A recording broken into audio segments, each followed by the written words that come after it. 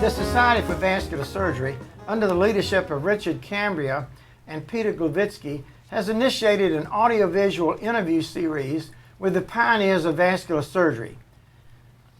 This is part of an effort by SVS to develop archives to preserve the history of vascular surgery and SVS as a specialty.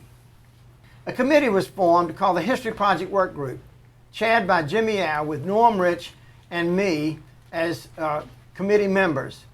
Because of the workload, an extension of this committee was needed. Bill Baker, Mark Eskandari, Walt McCarthy, Bill Pierce, Melina Kibbe, Peter Lawrence, and Ken Cherry were added. Today we will be interviewing Bob Zwolak, the famous vascular surgeon from Lebanon, New Hampshire. Bob, thank you for agreeing to this interview. Thanks, Roger. Let's start from your early days. Where were you born and when? I was born in 1948 in Bristol, Connecticut, which is a factory town in central Connecticut. You may know it now as the home of ESPN. Terrific. Tell us about your parents and what influence they had on you. Oh, my dad was an entrepreneur in our small town. He sold auto parts, and he was heavily involved in the automobile industry. My first diploma, my first certificate was in automobile brake repair.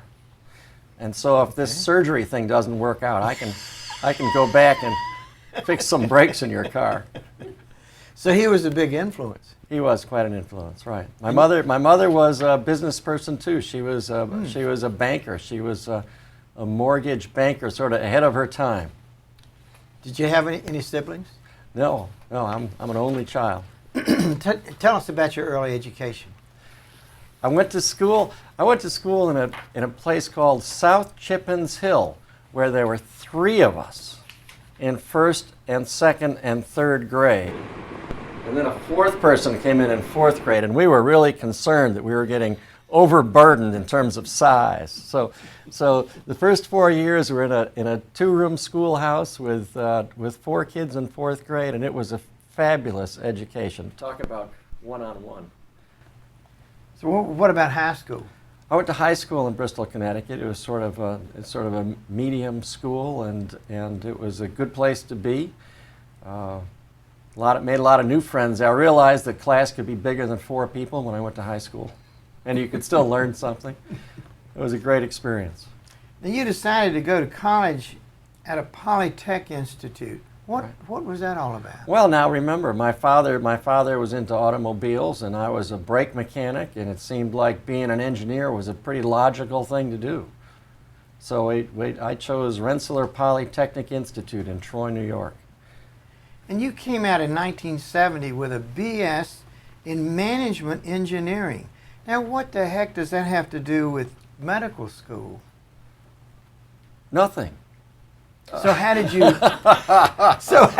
decide to go to medical school? So it was 1970, and you have to remember where we were. You know, it was the middle of the riots, and I had a job offer in Detroit, Michigan from a company called Excello, and I went for a job interview, and I saw Detroit nearly burned to the ground, and the Excello company made Army tanks and the milk containers that you'd open like this. They had the patent on them. Remember the little flip-open milk containers?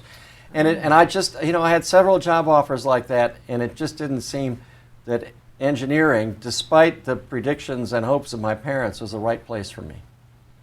So suddenly you decided to go to medical school? Well, I did actually. One of my roommates in college was a guru. He was a young practicing guru, and he decided that medicine was right for me. And there was a medical school not too far away, Albany Med, and he said, you should go over there and look. And he and I were great friends, of course, and it seemed like a good suggestion. And I knew management was out and engineering was out. So I went to the Albany Medical Center, and they looked at me and they kind of laughed, and they said, well, you don't have any of the preparatory classes.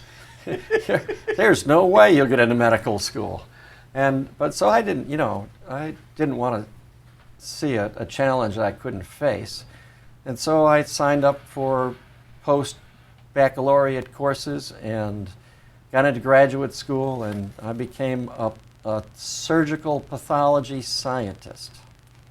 Now, what is this about you getting a PhD? Well, that's so it took me a while. You know, I told you that the medical school laughed at me. So first they hired me to be a technician, and then they allowed me to get into their PhD program. And I worked with a very famous pathology group there that studied atherosclerosis, studied vascular disease. That was my introduction to vascular disease. But in the coronary position. Well, you know, there weren't that many claudicants. We hadn't discovered claudication yet in Albany, New York. We were heavily involved in coronary atherosclerosis. Okay. And if you recall, sort of the early and late 70s, that's when the rate of heart attacks was just increasing astronomically. So coronary artery disease was the hot place to be for research. So then you went to did go to medical school in 1979. Well, that was another kind of a curve, and I'd gotten very deep into the science. And we ran on a SCORE grant, probably a specialized center grant. We had a multi-million-dollar grant to study atherosclerosis. And I was perfectly content being a scientist, but our grant ran out. And we had two kinds of researchers on this grant. We had the MD researchers and the PhD researchers. And my direct advisors, my mentors, were mostly PhD researchers at the prime of their career, people incredibly smart. And when the SCORE grant ran out, they were on the sidewalk looking for a job. And the MD researchers were assimilated into the clinical departments, and that was a harsh but real economic lesson. But you could have been content to stay at the bench and been a PhD research man. Oh yeah, very much. Yeah, very much. I liked studying coronary atherosclerosis, the bioenergetics of coronary atherosclerosis, and I was a mitochondriac. Remember mitochondria? I think I've heard of it. Yeah, mitochondria. So we were heavily involved in the controversy of the chemiosmotic theory of oxidative phosphorylation. You know? Yikes. Can you say that twice? No. It took me 4 years just to figure out how to say that. But once I could say it, you know, that sent me a long way. Yeah. So then you get out of medical school and decide to be a resident in surgery. Right. How did this happen? All these unusual... It's all happenstance. Yeah, it's all purely happenstance. All of these things happen to you in a very unusual and unlikely way. Right. Yeah, my life was entirely unplanned, Roger. So It sounds like it. So I was going to be a pathologist, but I went to the medical school. They only made me do 2 years of medical school, which is probably illegal, but I don't think they can take it back now. Because you had the PhD? Right, yeah. And had done this research? Right, yeah. So they let me into the third year of medical school, because I was teaching medical school classes at that point. I was teaching biochemistry and physiology, those basic medical school classes. So they figured they weren't going to make me repeat that. So over the summer between when I was accepted and when I went into third year medical school, someone bought me a stethoscope, and they sent me to the VA, and they said, here, you have to learn everything that the students did about clinical medicine during the first 2 years in 2 months, but it'll be easy. So they gave me a stethoscope, and they sent me to the VA, and they put me under the wing of a couple of residents. So suddenly now, you decided to be a resident in surgery. Yep. And well, the people, the mentors were surgeons. You know, I thought that pathology was going to be exactly right, but then I saw this thing called surgery, where you could make people better, and the people you dealt with were alive, you know, and you made them better, so that seemed pretty exciting. And there was a surgeon, Sam Powers. I'm not sure if you ever met Sam Powers. Other than them. But he was a trauma, he was one of the first trauma general surgeons. And Sam Powers had rigged up maybe the first trauma unit around, where he had an intensive care bed on one side of a wall and a whole bank of computers on the other side of the wall. And they were just evolving Swan-Ganz catheters and hemodynamic monitoring. And it was all very exciting. So Sam Powers was the reason I became a surgeon. But wait, in the middle of all of this, you become a research fellow at Michigan, 1982 to 83, with Jim Stanley. Well, what's that all about? Well, so no, that was in the middle of residency. Yeah. Yeah. So anyway, I was going to be a general surgeon because Sam Powers was a general surgeon, and I went looking for residencies, and Michigan seemed to be a natural because out of all the places I interviewed, Michigan had a strong vascular department, and I met a guy named Stanley, Jim Stanley, in my interviews who knew what the chemiosmotic theory of oxidative phosphorylation was. And he knew about He probably did. Yeah, he knew about coronary atherosclerosis, and he knew about all the stuff I was studying in research. And so he probably did. Yeah, he thought it might be worth taking a chance on me. So he did. So he did, and I went to the University of Michigan for general surgery. And the research that you're referring to is our 2-year research block in the middle of general surgery residency training. Was that a good year? A good 2 years? Oh, it was really nice. Yeah, it was very exciting. And you got along with Jim Stanley. Indeed, I did. Yeah. You're through with residency. You've gone back to Michigan, but now you do a fellowship. You're doing some traveling. Now you're going to University of Washington, and here comes Gene Strandness. Right. So we had a fabulous general surgery residency, and we did an enormous amount of vascular surgery during the general surgery residency because the concept of a fellowship was just starting. So general surgery residents did hundreds of complex vascular cases. And Dr. Stanley thought that there was nowhere I could possibly go and learn more vascular surgery than what he'd already taught us.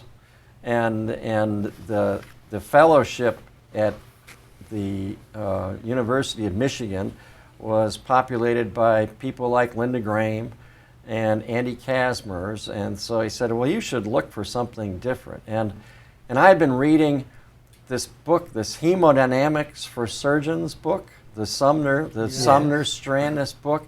Kind of heard of that. Yeah, and I said, this Strandness guy sounds pretty smart. And real smart. I remember I was in the call room in the old Main at Michigan, which was subsequently knocked down to be a parking lot. But I was in the call room one day, and I thought I should figure out where I was going to go for fellowship. So I picked up the phone and I looked up the University of Washington, and there was a number for vascular surgery, and I dialed it. And I quite distinctly remember that it was about 9 o'clock in the morning in Ann Arbor. And so I thought it would be pretty early in Seattle, and I thought I'd just get some voice message. Strandness picked up the phone. It was 6 o'clock in the morning in Seattle, and Strandness was at work. Yeah. And we had a great conversation. And he said, well, you got to come out here and look at our program. So you probably started the next day knowing Strandness. Well, I didn't start the next day, but I certainly made plans to go out there.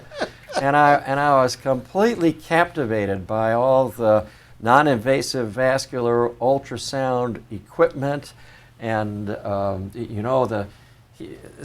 as far as I'm concerned, he was the man who basically invented the duplex scanner. Yes, he was. He doesn't really get credit for that. Well, I think he does. But so that was a good year for you. Oh, it was the time with. Oh yeah, Gene. very much.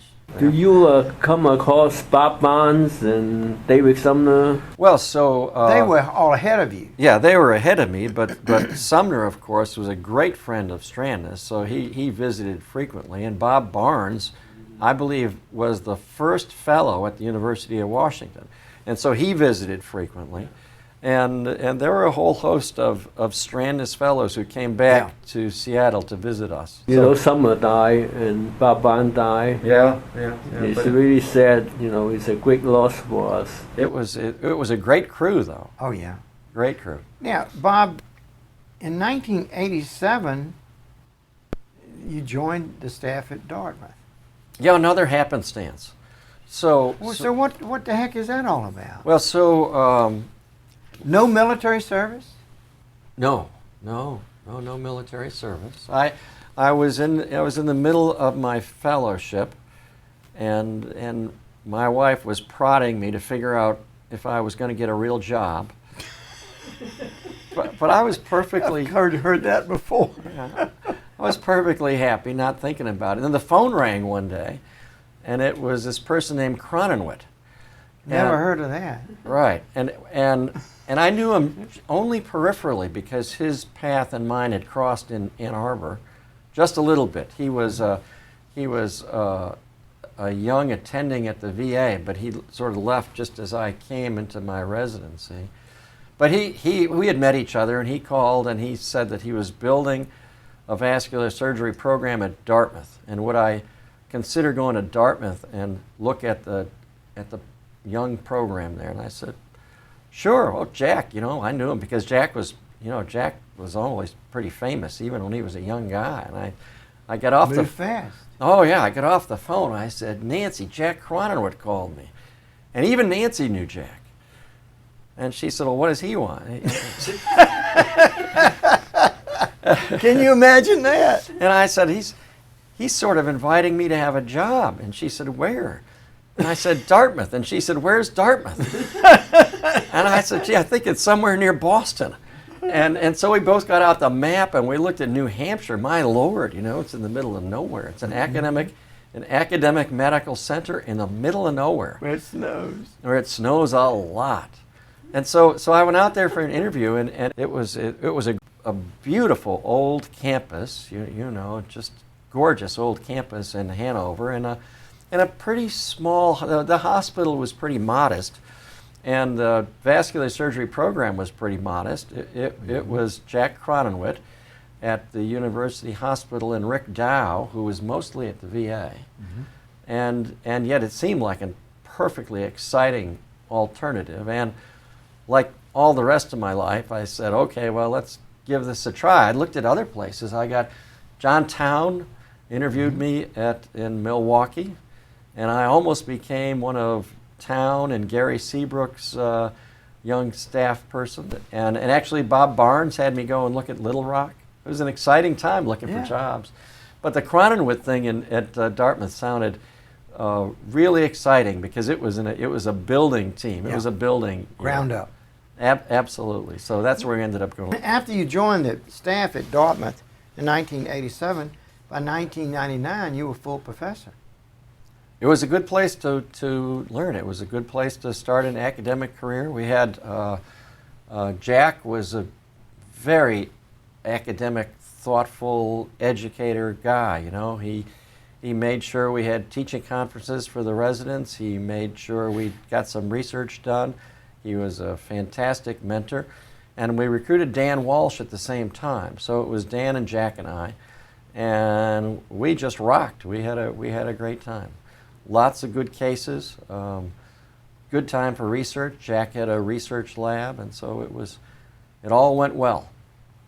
Now, you became director of their non-invasive lab in 1987 until present.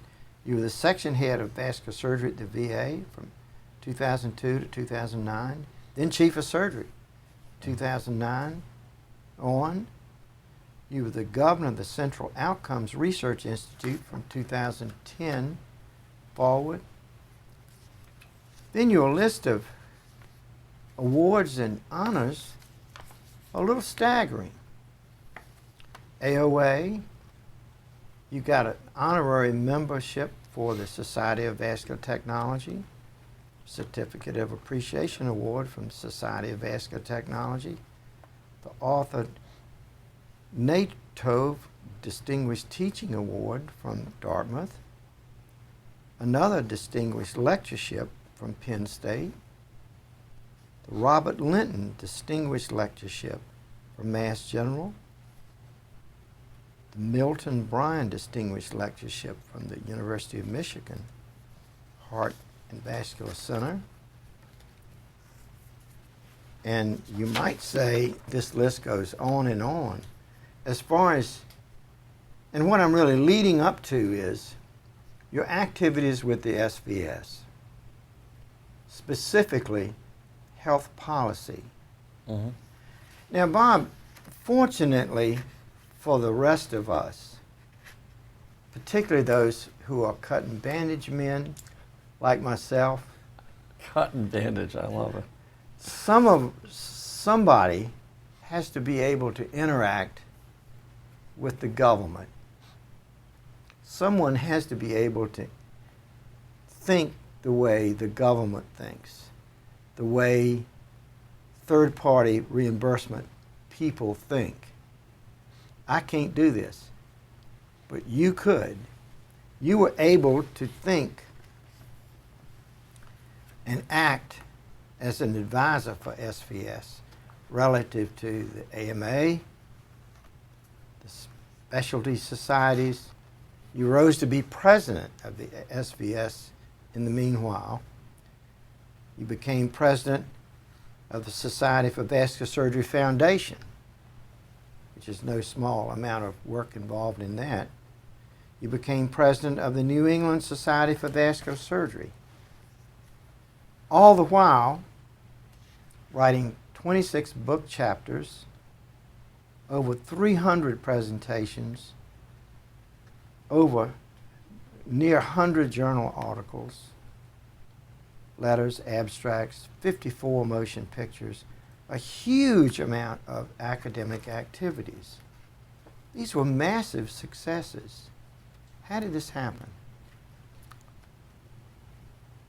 Well, Roger, I'm not much different from a lot of other people. Vascular surgery is filled with hard workers. But you didn't fit the old mold of the old professor with the bullwhip. No, I don't think right? so. So how did this happen? How did you make things work the way you wanted things to happen? Your way worked well for you. How did that happen? Well, there's much more collaboration. My work with SVS and with the socioeconomics and the government relations thing. That's what I want you to talk about. Really started. It started with another happenstance phone call. It was about 6 p.m. I was making rounds one night. I remember exactly where I was. My pager went off, and it was Norm Hertzer.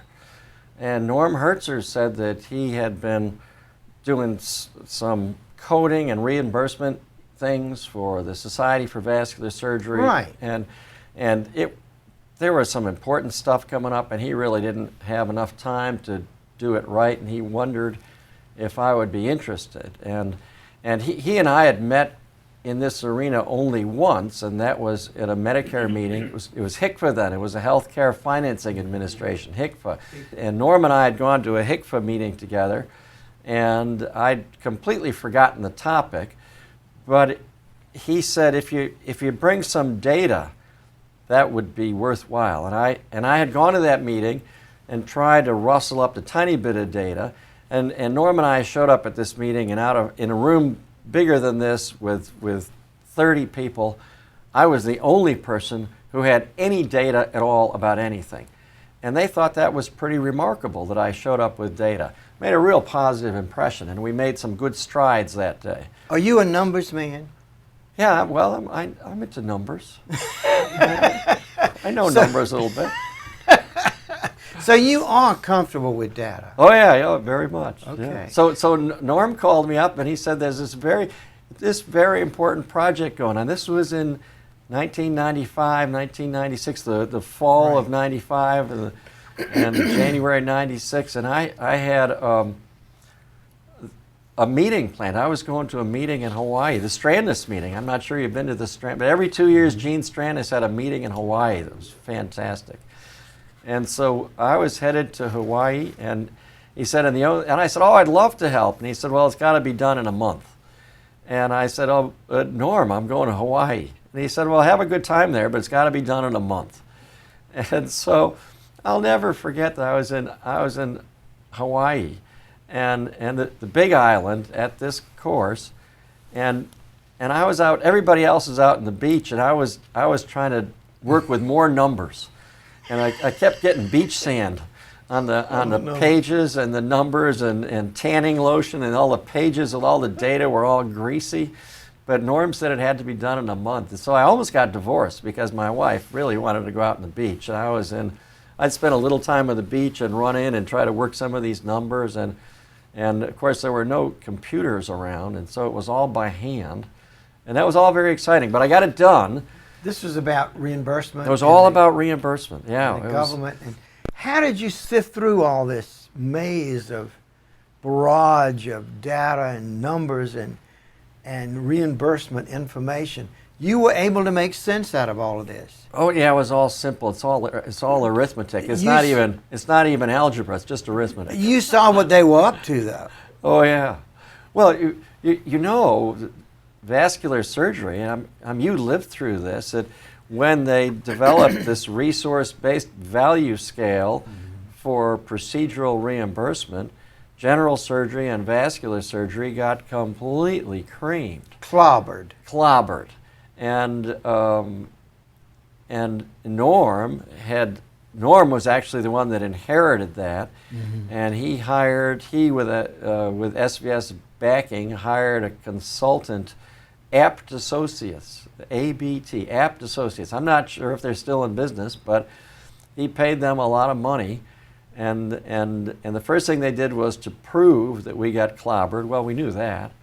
But then he said, okay, well now that we know we got clobbered, you got to figure out how to get us out of trouble. And so our benchmark procedures, open aortic aneurysms, femoral distal bypass grafts, carotid endarterectomies, hemodialysis fistula, all of our truly benchmark procedures were things that Norm and Apt Associates had proven were way, way, way undervalued. Right. But then trying to figure out how to get them revalued was what he dropped on me. And that was what, in that first year for 1996, which was then implemented for the first 5-year review of Medicare services in 1997, was what all the numbers we were working on with the beach sand in Hawaii. Were you able to get them to listen? Very much. So they sent me to this meeting called the Relative Value Committee, the RUC, which had only been in business for a couple of years. It was still pretty formative. And they liked data too. They were very impressed. Any kind of numbers were good. They didn't care that the pages had suntan lotion and sand on them. But you could communicate. Oh yeah, very much. And it was not an antagonistic. Oh no, the Relative Value Committee is made of physicians, and they were challenging. They challenged the data, but as long as the data were solid, they were very much willing to support. And so, and that was the speed bump, because HCFA accepted about 95% of the RUC's recommendations. Let's come back to this in a moment, because there's some more questions that I want to ask you about this same area. Obviously, while we're in this general area of discussion, clearly this was a huge time consumer for you. What are your tips for time management? Don't sleep much. Sleep is unnecessary. We've had people that we've talked to in these interviews when we discussed time management. They said they got up early, or they did this, or they did that, or they prioritized in certain ways. Or what are your tips for young vascular surgeons or old vascular surgeons? What are your tips, Bob? How have you been so effective and efficient? Well, I try to train myself that sleep is not that necessary, and if you get over the anxiety of not sleeping, you can really do a lot. And so I parse my days. On days when I'm going to operate, I make sure I get a decent night's sleep, and because I think we owe that to all of our patients. But on days when you're crunching numbers or attending meetings or all this silly stuff, then you don't need a huge amount of sleep. And I'm not sure that's generally good advice, so I'm not sure my tips are sort of universally acceptable. But that's But it has worked for you, obviously. Oh, it's absolutely worked for me. And you do have to prioritize, and you have to figure out. I tell people I cheat on all sorts of things. I cheat on sleep. I cheat on time I should be exercising. I cheat a little bit here and there, and you just make things happen. Tell us about your mentors. Well, who were they? So we mentioned a few. Strandness was unbelievable. He was. I can see you and Gene together. Yeah, he was a man who always had a plan. Never stopped spilling ideas. He had a lot of them. He had a ton of ideas, and he would always bounce them off you. But of course, he was a compelling individual. Yes, You know, he was. Yes, if he you Gene Strandis would ask you, "Do you like this idea?" You were supposed to say yes. And if you didn't say yes, watch out, because he would come after you. I mean, like a snake coming out of the grass. And so if you were going to say no to Strandis, you had to be really well prepared to defend your position. But certainly he taught me to think independently and work hard and not to be intimidated by people who might say no to you. And Jimmy Stanley, of course, was a surgical master. Stanley was thrilled doing the world's most complex renal revascularizations and complex aortic aneurysms, and so his surgical tips were wonderful. Who else? Well, I think those were the most major part, and of course Jack Cronenwit. When I got my first job, Jack taught me how to be a young attending. Now, this may sound like a strange question for you, but I think it's very important, particularly for young vascular surgeons to hear your answer. Although you've certainly had a career of serial successes, all human beings, particularly vascular surgeons, encounter failures. How did you deal with failure? Please give young vascular surgeons who are watching this tape your advice here. Well, Roger, that's really a tough one. It's meant to be. Yeah, we have absolutely all had our failures. You bet. Whether they were cases that didn't come out right, or research projects that you thought were going to be spectacular that bombed, or commitments. I mean, to me the toughest thing is to make a commitment that you can't carry out. Yeah. And so I think really one of the secrets is to be able to focus. Try to figure out what you want to do. Just the opposite maybe of how I ran my life, which is figure out what you want to do. Have your own strategic planning retreat every once in a while, and with yourself, or maybe with some mentors, and figure out what you want to do, what you have to do as a baseline activity. Be the very best vascular surgeon you can be, but then what do I want to do on top of that?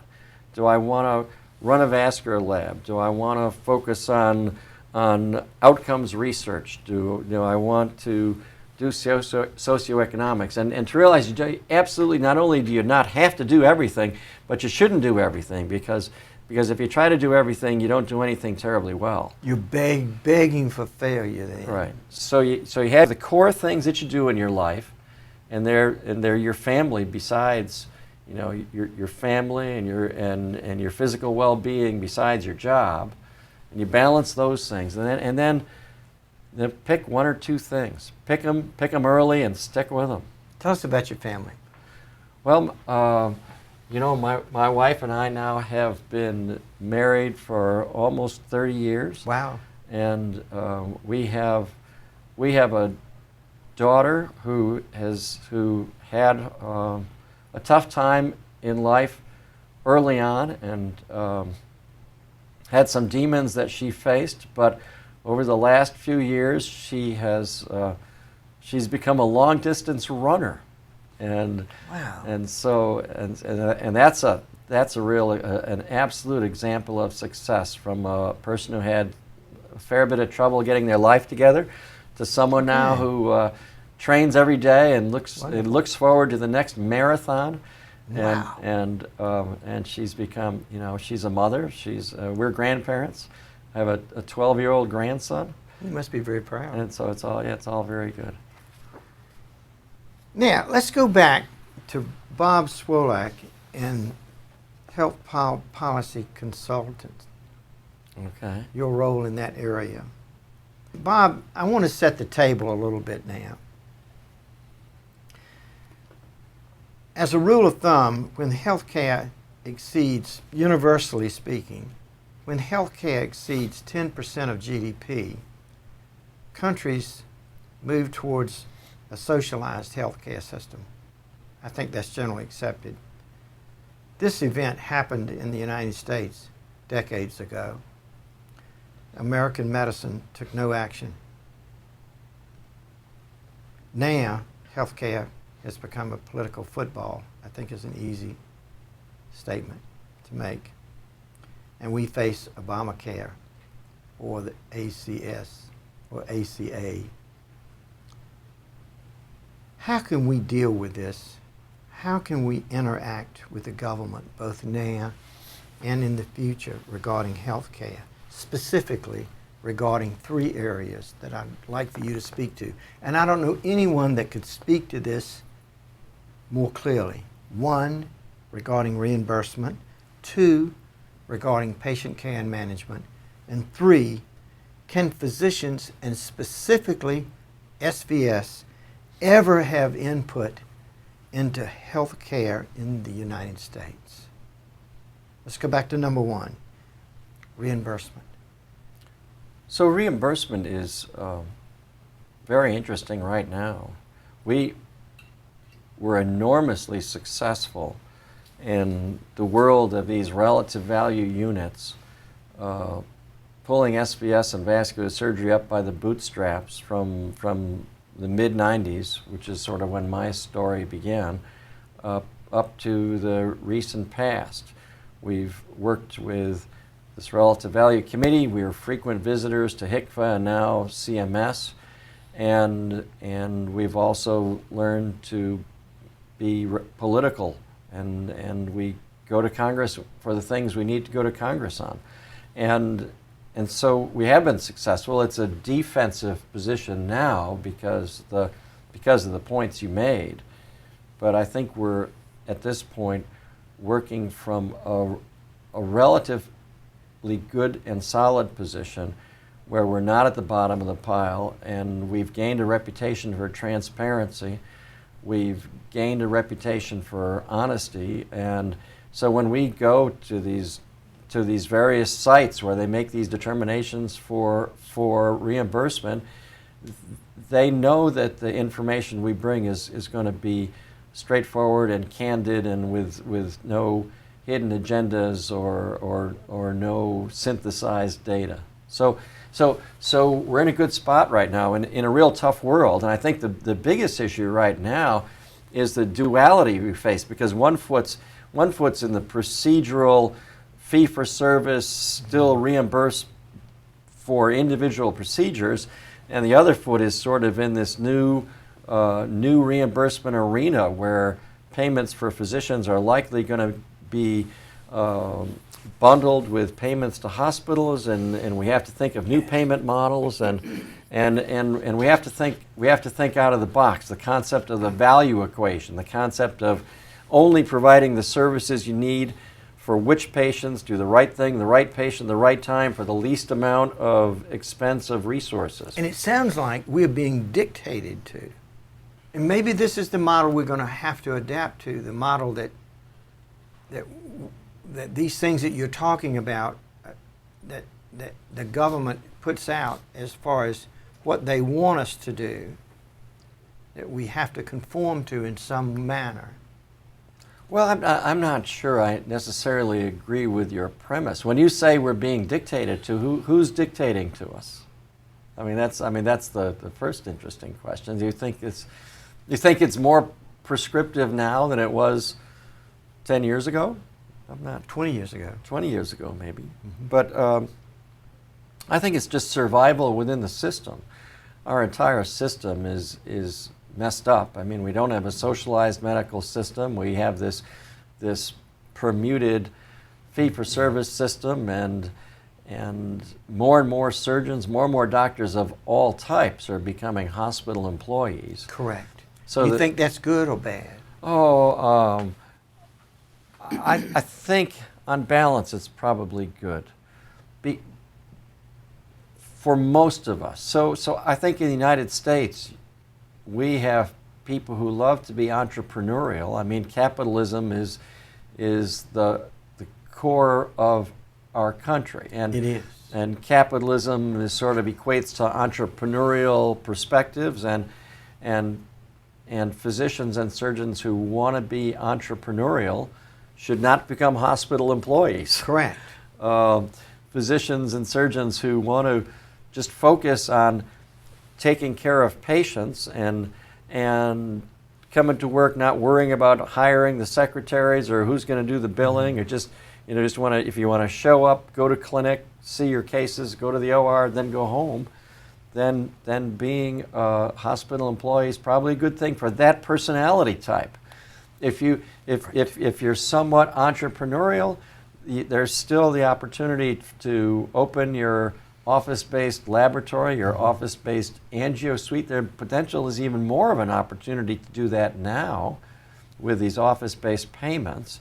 If your practice is one that you want to be mostly office-based, so treating veins and people with symptomatic veins, and treating arterial disease in people who have quality of life issues and not critical limb ischemia. I mean, there will be a segment of the people who we train who want to do that. Their mix in their own head of what they want to do includes being a little bit of the independent businessman or businesswoman, and they can still do that. Do you think we're headed towards single payer? I don't think we're headed rapidly towards single payer because of the power of the insurance industry. I mean, when you think of what's between the people who take care of the patients and single payer system, it's this enormous insurance industry. And it's a little bit difficult for the insurance industry, I think, to wrap its head around single payer. How are you going to morph the Aetnas and the Uniteds of the country into a single payer? Into two steps. It's very difficult.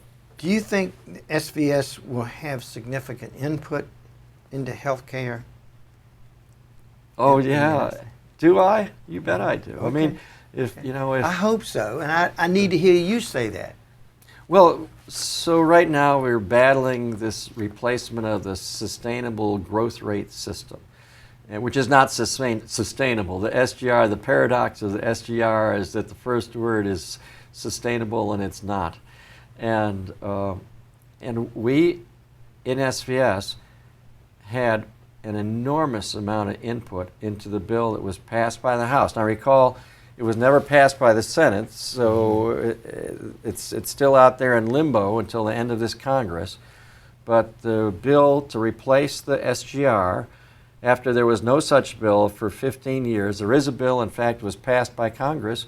We in the SVS had very substantial input to that bill. And I would hope that the SVS would continue to see that as part of a major aspect of its overall mission, is retaining a Washington office, retaining contact, especially with the physicians. There are a fair number of physicians, thank goodness, who are congressmen, congresswomen, and senators, and retaining that input. So, Jimmy? Well, Bob, you're very well known about the Political Action Committee. I try to trace back the history on the committee. Can you fill it in for me about how it started? Who are the people in the beginning? Well, Jimmy, I'd be happy to try. So I was told Hugh Trout was a very early one. So we began with this coding and reimbursement thing, and that was purely through the regulatory channel. That goes up through the agencies and not through Congress. And so we became very active in that in the sort of the 95 to 2000 era, and Hugh helped me with that. Hugh and I wrote a paper actually in 1997 about the first 5-year review of work services, Trout and Zwolak paper. And Hugh, of course, is born and bred in Washington. Oh yeah. And he knew. Oh, he loves it. He knows everything about Washington. And so he kept talking to me, kept saying, no, we're doing these regulatory things, but we're missing the other half. We're missing the political action committee. And he had a lot of talking to do to convince me that we should pay much attention to the political action committee. But we got a little bit involved with a Washington attorney named Bill Sorrell, and that was peripheral because we worked very closely with the ultrasound group and the Society for Vascular Ultrasound, and they had Bill Sorrell as one of their consultants. And Bill's a very smart guy, helped us with a lot of stuff, and he kept saying, well, where's your political action committee? And Hugh Trout kept saying, where's your political action committee? And so he said, okay, we need one. And it became apparent that professional societies were having political action committees and that they were becoming useful adjuncts in their efforts. Yeah. And it is the political side, you know, it's a little bit more abstract than the straight regulatory side. In the regulatory side with HCFA and now CMS, you know, they publish in the Federal Register. You read what they write for their proposals. You respond to their proposals. It's all very regimented. And on the Hill, you know, it's all free form. You have an issue. You figure out which of the legislators are interested. Which of them might be from districts where there might be some value to having the doctors' programs be promoted, and you go and try to push those programs. And of course, aortic aneurysm screening was the That's the next one I want to ask you about. I was under the impression the Political Action Committee, Tom Ryle is also involved, and Bill Pierce was the president at that time, was involved. Am I right? Yep, those were some of the early principles of the Political Action Committee, and Tom was absolutely spectacular, and as was Bill, and so it came to be actually very quickly once we decided that we should do it, and started very, very slowly. And of course, you know, it's difficult convincing doctors that they should donate any money to the Political Action Committee. Still, we only have, what do we hear today, 5%? 5% of our membership, but the amount of money grows a little bit each year, and we have a really good staff. I think the next one that you have done is the aneurysm screening. Yeah. Tell us a little bit more how that started. What are the organizations that you guys are lined up with? So I'd like to get that history. So AAA screening, you know, we how many times in our lives have we been called at 8 o'clock at night or 2 o'clock in the morning for some poor soul who's ruptured an aortic aneurysm and his pressure is 60 in the emergency department, and they feel the pulsating mass, and you rush to the operating room for what's a fabulous operation, but unfortunately it still has a terrible survival rate. And for all those people who die at home, and I remember I was struck by the number when we started to do this, that 30,000 people a year die of ruptured aneurysms. That was, you know, that was back in 2002 and 2003, and that was the best estimate that we had for the United States, and 30,000 was the number of people in my hometown of Bristol, Connecticut. And all I could think of, you know, I kept thinking that this is like my whole town dying each year, and dying unnecessarily. Yeah. That's the thing about it, because if you find an aortic aneurysm and it's the right size to fix, you know, you can save that person's life. You can prevent that sudden death. And so we put together that idea, and again, it was sort of the same group of individuals, and we had, again, good advice from this lawyer, Bill Sorrell, and he said, if you want to get anything passed in Congress, now that you have a political action committee, you need a consortium. You need a critical mass. You can't, as one little tiny group of specialist doctors, go to Congress and convince them that there should be a Medicare screening benefit for aortic aneurysms. They won't even open the door. And so we went about putting together a consortium, and we got other professional societies, Certainly the College of Surgeons helped us a lot. Interventional radiologists helped us. The radiologist helped us. The cardiologist helped us a little bit, not really much. And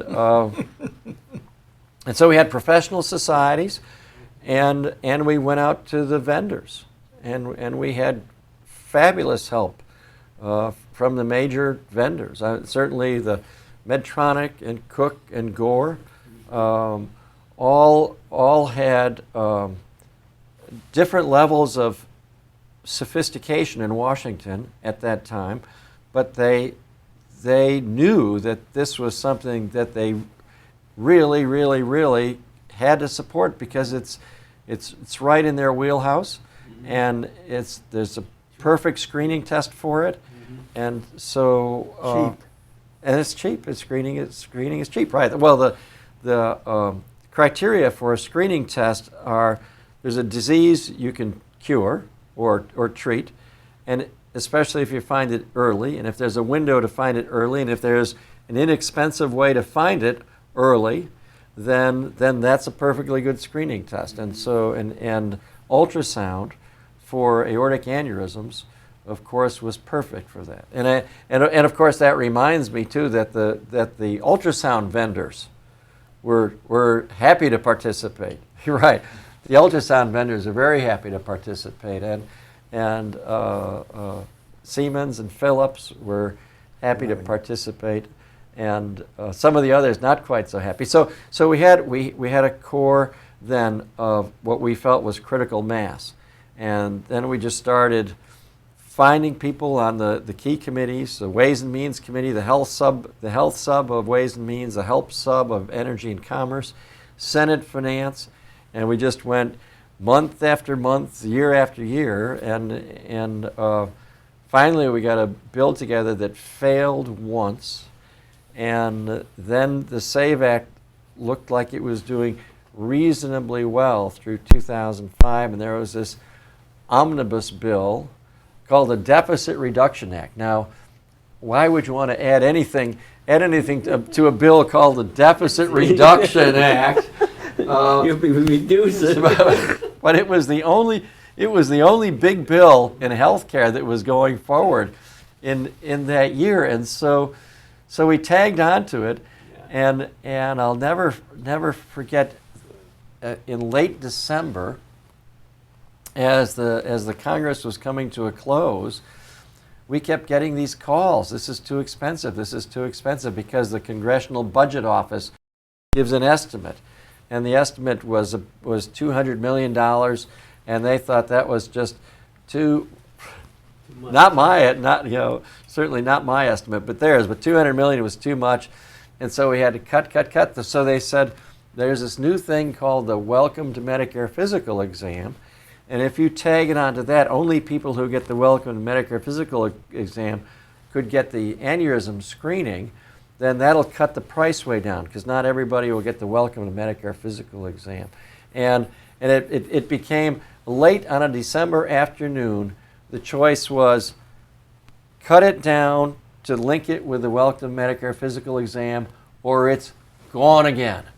And you have to start from scratch, because that was the end of a Congress. So at the end of each 2 years of Congress, when the bills that don't pass, Congress closes, all those bills go in the trash can. And so we said, okay, are we going to let this all go in the trash can, or are we going to link it to the Welcome to Medicare Physical? So we said, okay, let's link it, let's get something passed. And that's how it started, and that's how it worked. But it was a lot of effort, just going office to office to office. And you'd go to some congressman's office, and they say, oh, this, you'd try to explain it. You know, we had pictures of aneurysms. We talked about the hand grenade in the abdomen. We talked about, the Medicare beneficiaries don't have to die. And some people would sit there and say, that's wonderful, I'll sign on to that bill. And other people, completely unpredictable, would say, you don't have a chance. Get out of here. I mean, it's just, so it's like being a salesperson. And we got pretty good at it, though. We had Pam Phillips, and I remember when it was the Washington representative for Cook, and there were about half a dozen of us that would go to Washington at the very least every 2 weeks, and pick out these offices. And we had this show and tell. We talked, you know, Pam Phillips would demonstrate the pounding aneurysm going like this.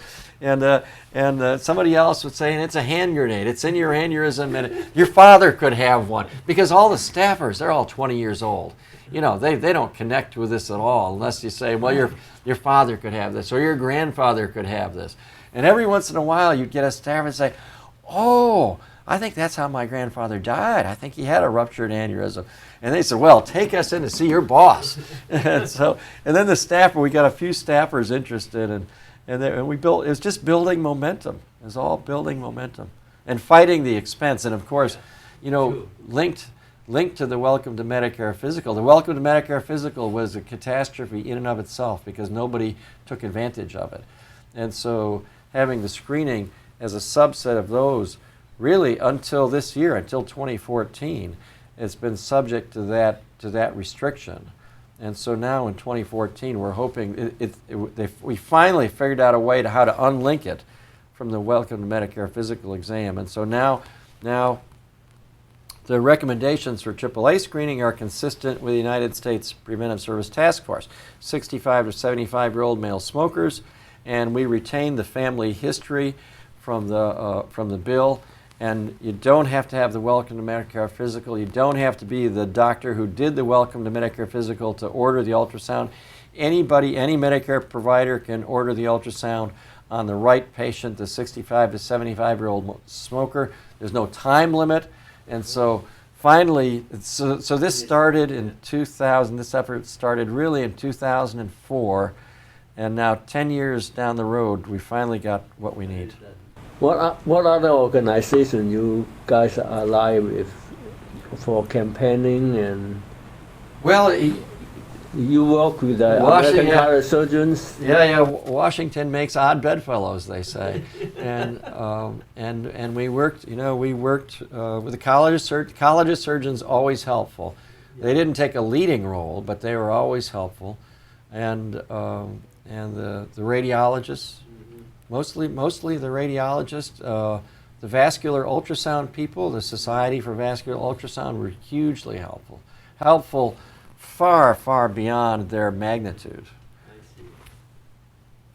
Yeah, you guys have done a wonderful job. I thought that it's important to get it down on the history so know the detail on that. So this will be the year, though, starting in 2014, now that it's no longer strangled by some of these restrictions. We'll see if we can get it out there. Bob, let us ask you a final question. What advice do you have for young vascular surgeons that are just starting?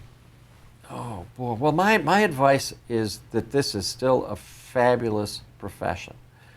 You know, Julie's in her presidential address this morning, Julie made some comment about that, but if you dialed the clock back and you looked at my very haphazard career, the concept of would I rethink the decision to be a vascular surgeon either back then or knowing what I know now going forward, the answer is no. Man, this is the greatest profession in the world, and because you do get to follow your patients, and that's what my advice is that I worry that all of medicine is becoming too much shift work, and you know, even though we talk about patient-centeredness, the drivers in the medical world are for teams, and this team and that team, and so the concept of